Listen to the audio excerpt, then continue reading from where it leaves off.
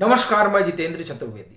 आम आदमी पार्टी में हाहाकार मचा हुआ है और तमाम दिग्गज नेता सुन्न पड़ गए हैं। जो बाहर हैं उनके हाथ पांव फूले हुए हैं और जो अंदर हैं वो बाहर निकलने के लिए कोशिश में लगे हुए हैं। और इस दरमियान ईडी ये बताने में जुटी हुई है कि ये जो दिल्ली का शराब घोटाला है, इस शराब घोटाले में पैसा कहां गया, ये वो खोद खोद कर निकाल रही है। और बड़ी चीज ये हो रहा है कि जो ईडी कह रही है, एक तरह से आप ये कहें कि जब कोर्ट से जमानत नहीं मिल रही है तो ईडी की कही गई बातें और लगाए गए आरोप प्रथम दृष्टया तो ठीक ठीक ही प्रतीत हो रहे हैं। इसीलिए आम आदमी पार्टी के नेताओं का संकट बढ़ गया। बात अगर संजय सिंह की करें तो उनको लेने के देने पड़ रहे हैं। अक्टूबर में उनको ईडी ने हिरासत में लिया था और उसके बाद से वो इस दिल्ली के शराब घोटाले वाले मसले में तिहाड़ में है। उन्होंने बड़ी कोशिश की, एड़ी से चोटी का जोर लगाया कि किसी तरह से जो है बाहर निकलना हो जाए, लेकिन ना राउज एवेन्यू कोर्ट में कुछ हुआ और ना हाई कोर्ट में कुछ हुआ। फिलहाल सुप्रीम कोर्ट में वो आप एक तरह से कहें कि गुहार लगा रहे हैं। सुनवाई थी उनके मामले की कल, यानी मंगलवार को, आप कहें कि 19 मार्च को।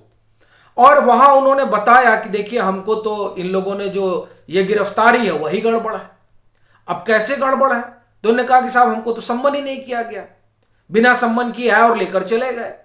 दूसरी बात उन्होंने बताई कि ये जिस दिनेश अरोड़ा के हवाले से हमको गिरफ्तार किया गया है, उस दिनेश अरोड़ा को के बारे में तो दूर दूर तक कोई अपने को जानकारी ही नहीं है।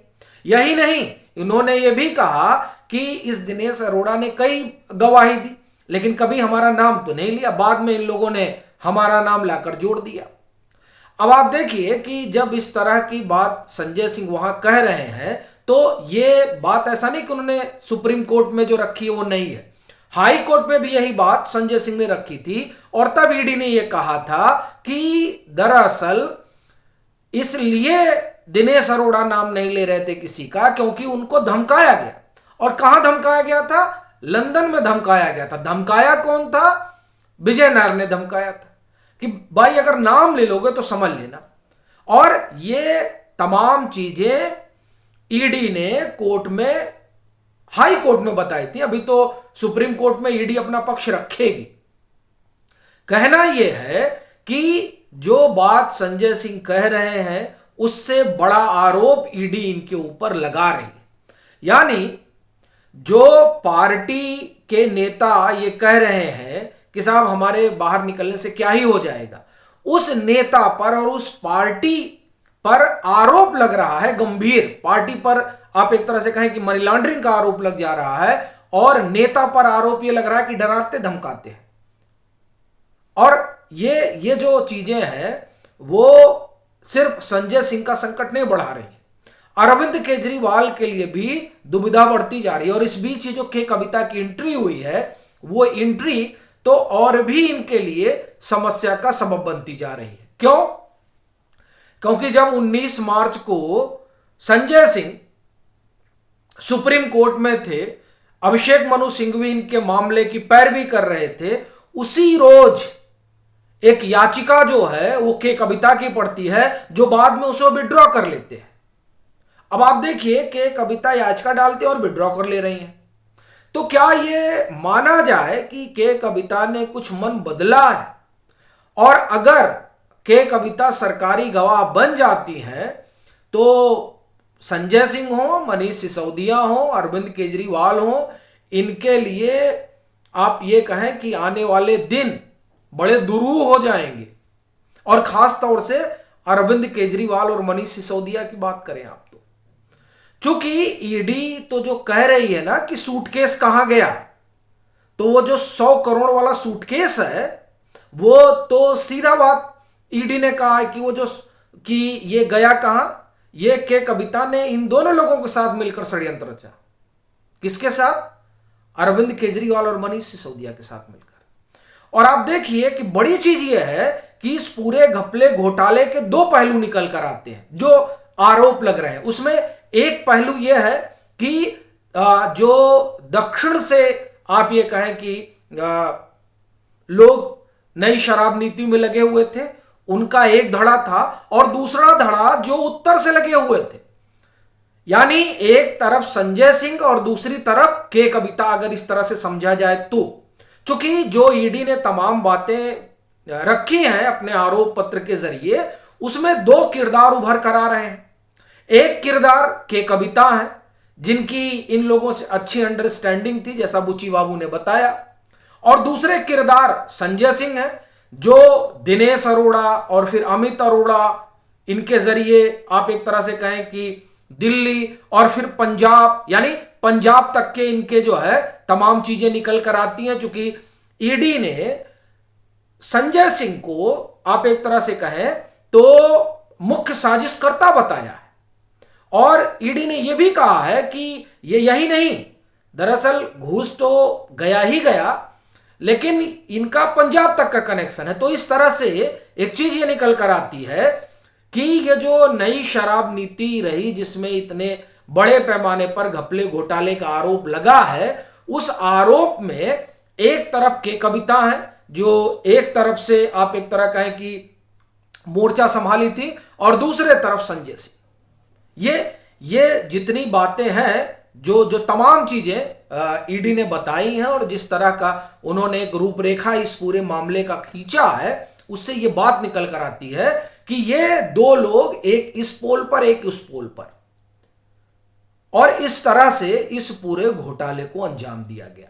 तो अब आप इसमें देखिए कि इसमें एक तरफ के कविता खड़ी है और दूसरी तरफ संजय सिंह खड़े हैं, बीच में मनीष सिसोदिया और अरविंद केजरीवाल है।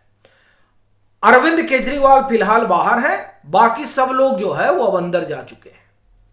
और के कविता क्या कुछ कहेंगी, ये देखने वाली बात रहेगी। चूंकि के कविता बोलेंगी तो स्वाभाविक तौर पर अरविंद केजरीवाल का संकट और बढ़ेगा। और दूसरी तरफ संजय सिंह भाई देखिए बड़े नेता हैं, राज्यसभा भी दूसरी बार चले गए, इनका शपथ वगैरह भी हो गया।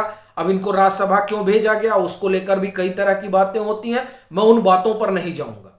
अपना कहना यह है कि संजय सिंह का जो संकट है वो कम होता दिखाई नहीं दे रहा है।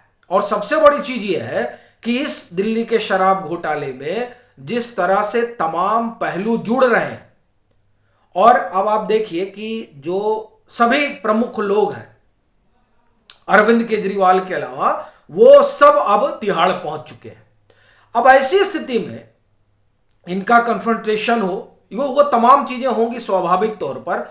तो उस परिस्थिति में किस तरह की चीजें निकल कर आएंगी, और तब ये जो सूटकेस इधर से उधर गया, उसका पूरा कहानी भी खुलकर आएगा। और यही वजह है कि अब सब घबराए हुए हैं, सब हड़बड़ाए हुए हैं, और कहा जा रहा है कि नहीं साहब, हम तो दिनेश अरोड़ा को जानते ही नहीं थे, संजय सिंह कह रहे हैं। और दिनेश अरोड़ा ने जो बयान दे रखे हैं, वो बयान आप एक तरह से कहेंगे मजिस्ट्रेट के सामने बयान दे रखे हैं, यानी 164 के तहत उनके बयान दर्ज है। अब 164 के तहत बयान दर्ज होना तो बड़ी चीज है।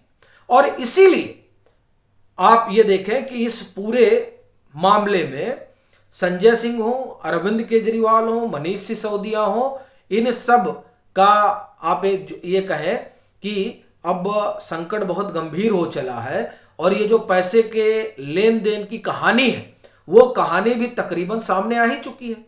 भाई संजय सिंह के यहां गया 1 करोड़ एक बार में, 1 करोड़ एक बार में, ये ईडी ने आरोप लगाया है। और उस आरोप के बाबत आप देखिए कि पूरा लोकेशन है, जो तमाम तरह के डिजिटल फुटप्रिंट है वो बता रहे हैं। दूसरी तरफ इस पूरे मामले में टेंटेटिव 338 करोड़ रुपए का लेन देन मनी ट्रेल मिल रहा है, ये एक बार की सुप्रीम कोर्ट भी मान रहा है। फिर तीसरी तरफ 100 करोड़ की बात ईडी भी कर रही है, और मोटे तौर पर तो ईडी ने तकरीबन 1000 करोड़ रुपए का जो है अपना सारा आप ये कहें कि हिसाब किताब कर रखा, जिसमें 500 करोड़ उनको मिले भी, यानी जिसका उनको कुछ ट्रेल मिला है। और 338 करोड़ तो पुख्ता हो गए हैं, उस अगर 500 में भी हम बात करें तो 338 करोड़ का। तो इस तरह से ये जो तमाम आम आदमी पार्टी के मूर्धन्य नेता हैं, इन सब के लिए अब आप एक तरह से कहें कि सब की उल्टी गिनती शुरू हो गई है। और ख़ास तौर से आम आदमी पार्टी के अगर हम राजनीतिक भविष्य की बात करें तो उस लिहाज से देखें तो इनके लिए समस्या बहुत गंभीर है। बाकी आपकी क्या राय है ज़रूर साझा करिए। मतांतर से नहीं जुड़े हैं तो जुड़िए, वीडियो को लाइक करिए और खूब शेयर करिए।